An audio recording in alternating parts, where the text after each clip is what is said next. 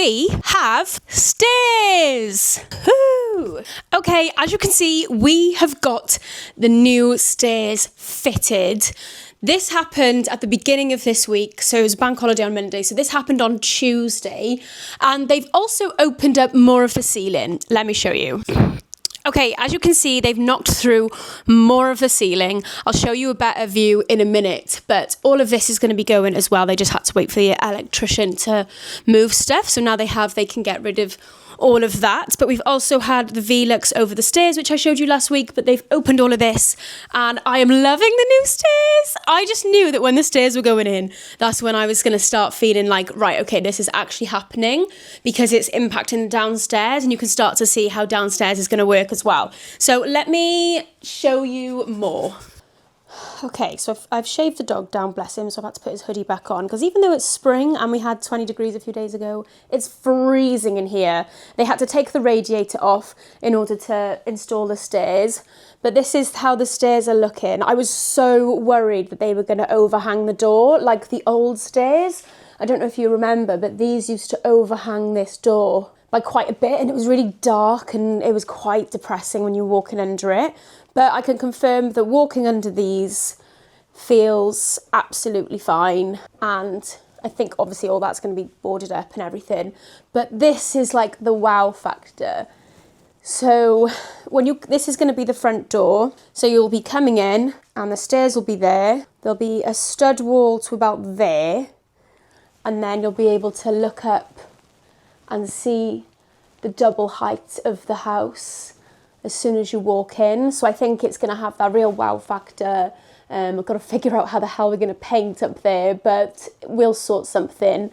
And yeah, I'm thinking of painting the stairs like a nice pale green, like a beigey green, or do we go a bit more wow factory and have like a burgundy? I'm not sure, but I'm absolutely obsessed with this entryway now. So yeah, like I said, we'll have a stud wall from about here to about where the end of the window is pretty much.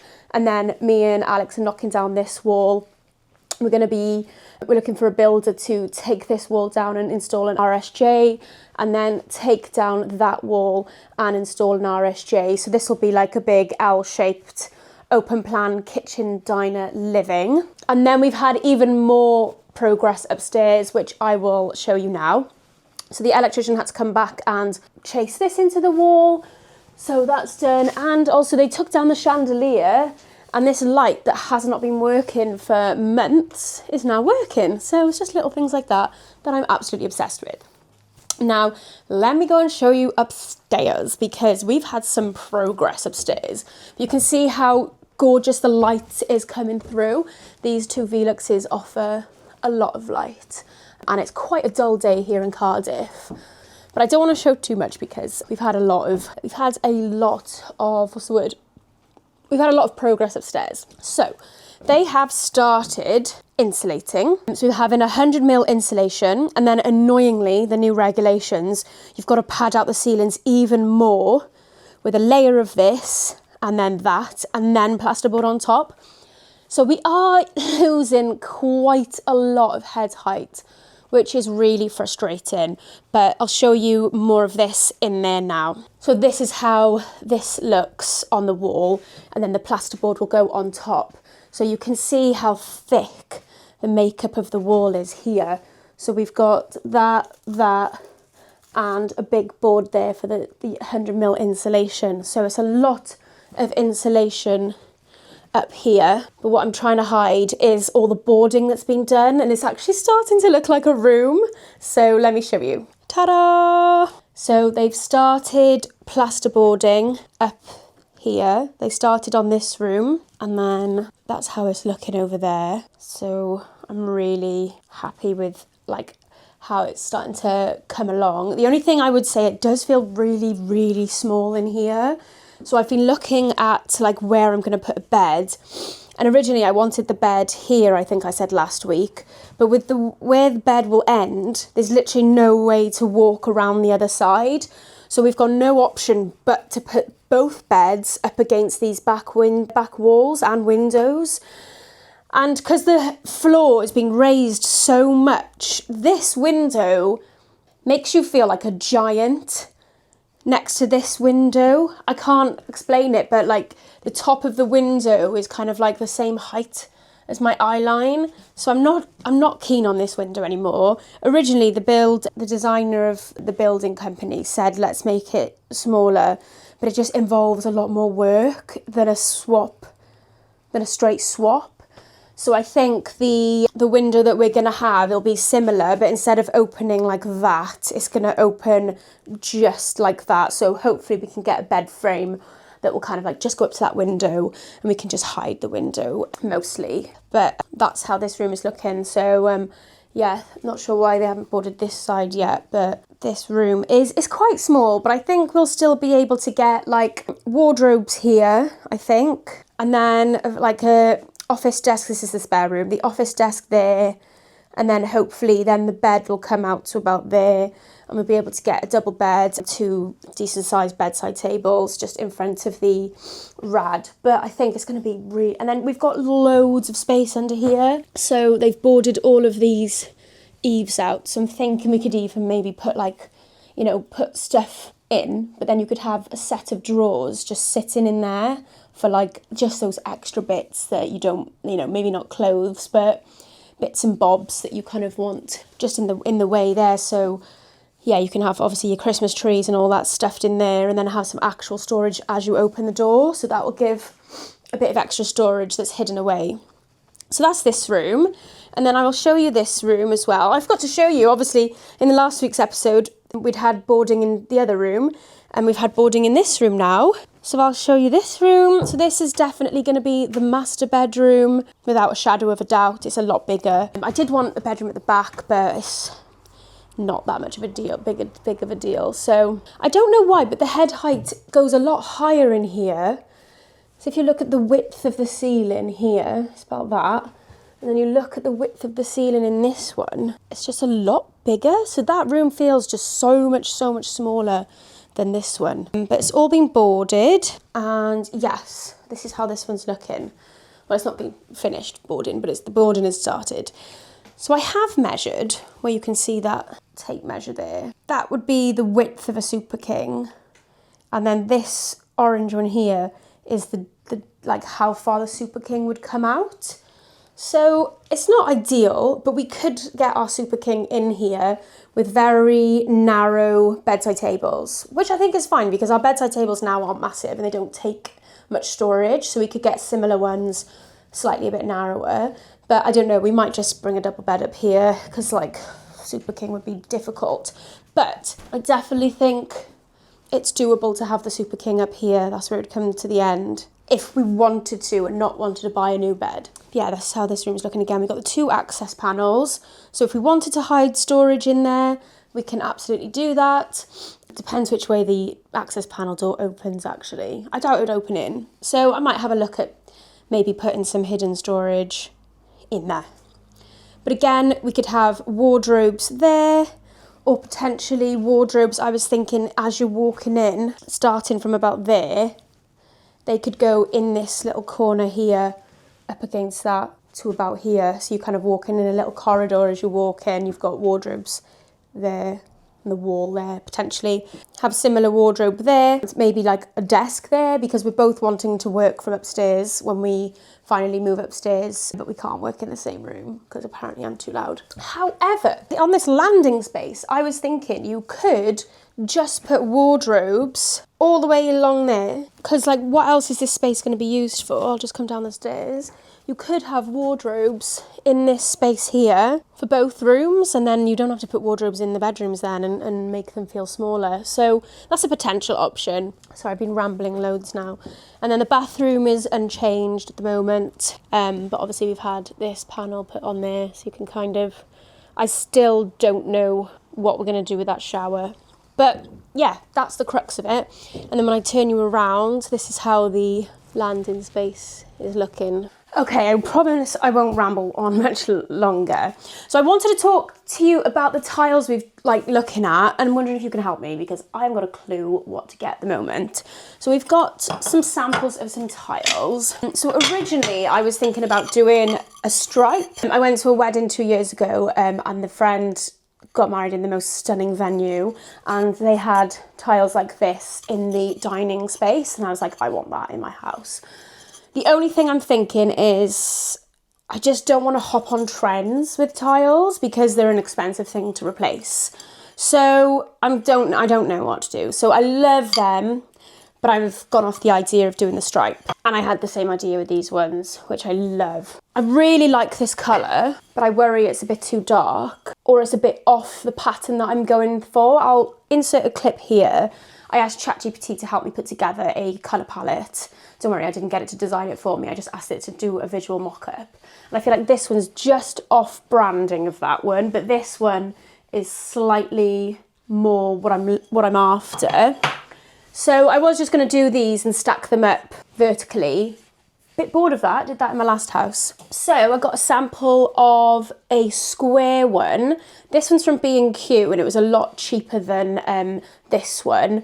But I think I prefer the colour on this one. This is a bit bluey and I want green in the bathroom. So what I'm thinking is this company, Claybrook, they do this tile in a square. And I'm going to insert a photo here of my inspo. I just feel like doing square is a little bit more fun, it's a little bit different. It's not as hopping on trend as stripe, I feel, because square tiles have been around for a long time. And I love the green, and this matches the colour palette that I'm going for of pale blues, pinks, greens, beiges, greys. Basically, I'm kind of going for like a neutral palette with hints of colour because I'm just obsessed with like pale blue and pink at the moment and pale green. So I was thinking of doing the front bedroom pale pink, the back bedroom pale blue, and then the bathroom this pale green colour as well. It's quite small upstairs, so I just want to keep the colours light, bright and easy. I don't really feel like I'm a moody colour type of person. I love how moody colours look. I'm not sure how I feel in the space when it's dark. I just want to be able to see what I'm hoovering. So yeah, let me know what you think. Do you think this colour in the square, or do you think this colour in the square, or do you think I should play it like ultimate safe and go for this colour in the square? Because I do like the white, but I do feel like I'm playing it very safe there. And also all the things are going to be brass. The shower head's brass. We don't know what the hell we're doing with the shower screen, and the vanity unit has brass hardware. So yes, those are my samples of tiles. Before I let you go, I need you to see some samples of carpet. So in our last house, one thing that gave me comfort of selling that house is I knew I could buy those carpets again. Foolish, foolish, foolish me, because they've discontinued the carpets now. So I've been on the hunt to try and find a similar one. Luckily, we brought a bit of the carpet with us as like a rug, a temporary rug, because we hadn't bought one yet. So we brought the temporary rug here because we knew it was going to get mashed up in the reno and we can just get rid of the carpet or get it cleaned. And that was called, I'll show a photo of our last house. That was called Marrakesh from a manufacturer called Balta Gala, or I think Gala Carpets might be the manufacturer, I don't know. Anyway, they don't do it anymore, fuming. So I've been trying to find similar ones, cannot find anywhere. Anywhere. So these are the first lot I ordered. This one, don't like it. I might tell you what they are actually. This one, so this is from the same company we bought the original flooring from. And this is Oakley Flooring Gala Candle Cream, but it's nothing like the one we had in the last house. This one apparently is the same colour, beige Alabama loop, but the Alabama has got more of a pattern to it. Not the same as the other one. This one, some of these look all right on camera, but in person, not so much. This is Berber Hercules loop felt back from Online Carpets. Dark beige Appleton loop Online Carpets. These are really cheap, these ones. They're like £7 to £8 per metre squared. This one's Berber Alabama loop. I quite like that, looking now. No, I'm not sure about that one either. That one. And then we looked at kind of like just going for a non-looped carpet. Love that colour. It's not going to work with the dog. Don't like that one. Oh, this one was Chiffon Fraser Feltback Saxony Online Carpets. This one, Soft Cream Liberty Heathers Online Carpets. This one, Oakley flooring. These are nice thick samples, mind. Product Gala in ash brown. Don't like that one. Oakley flooring Berber beige. Gala. Again, no. I accidentally ordered 2 wool ones thinking they were plastic, and I'm gutted because I was like, oh, I love this one. But wool, not with the dog. So this one is Cottonwood Malabar 2-fold wool by Cormar. Love that one. It's wool. This one, Ivory Cream Florida Loop online carpets. Oh, by the way, this one was from Online Carpets as well. I love you. This one's Ivory Cream Florida Loop. Doesn't actually say on the back that it's wool, but it's wool. Loved those 2, and I was like, yes, I finally found the one, but no, they're both wool. So this is the one I think we've settled on. Let me know if you prefer any of them. But this one here. So this is called Pale Linen Primo Textures by Cormar. Again, Online Carpets, and it's about £12.50 per metre square. So this is double what we paid for the last carpet. The last carpet was £7 per metre square. This is £12 per metre squared. So even though we've got a lot less space upstairs, the price is coming in about the same as what we paid for the whole loft upstairs, which was like triple the size probably. But yeah, I think we're going to go for that one. Let me know if you think I'm making a mistake. I'd love to know. I need to have a plastic one because of the dog. Apparently looped carpets aren't great for dogs either, but we had looped carpet in the last house and it was absolutely fine for the dog. So yeah, we've only got a little dog, so it's not exactly like a massive Alsatian scratching the carpet. But yeah, I think we're going to go for that. It's bleachable, so if there's any serious stains, we can just give it a bleach. I hope I haven't bored you to death this episode, but it is starting all to come together now. So they've been here in a total of 5 weeks. I did overhear them saying that they are behind. I think they're probably behind by about 2 weeks. Just based off some of the holidays one of the builders has had, and just kind of having a look at the payment plan and thinking, yeah, I think we're probably about 2 weeks behind, which in the grand scheme of things, it's not too bad. In the last bungalow, we were 4 months behind, so it's not too bad at all. In terms of costs, nothing's gone up since my last update. We're paying $43,000 for the build. We're paying an additional $500 to sort out some of the plumbing. We've had a reduction on some of the windows, so I think it's coming down by £89. And then we're paying the additional $1,700 to get the front door moved at the end. And at the moment, those costs are the same. We've had to change the bathroom slightly, so the cost has gone down, I believe, for that, because we've had to downgrade our radiator to a smaller size, but we had to upgrade our shower. So yeah, we're about £2,000 on the bathroom, but I'll keep you updated because we're getting quite a lot of the bathroom delivered this week, so I'll let you know. But I need to make a decision on these tiles. So yeah, I hope you enjoyed, and I hope you stick with us and come back next week, because I think we're going to start to see some serious transformations, and I think I'll include some of the gardening that we did last week in next week's video as well, because we've been trying to do a renovation out there while they've been in here. So thank you so much for watching, and I will see you next week.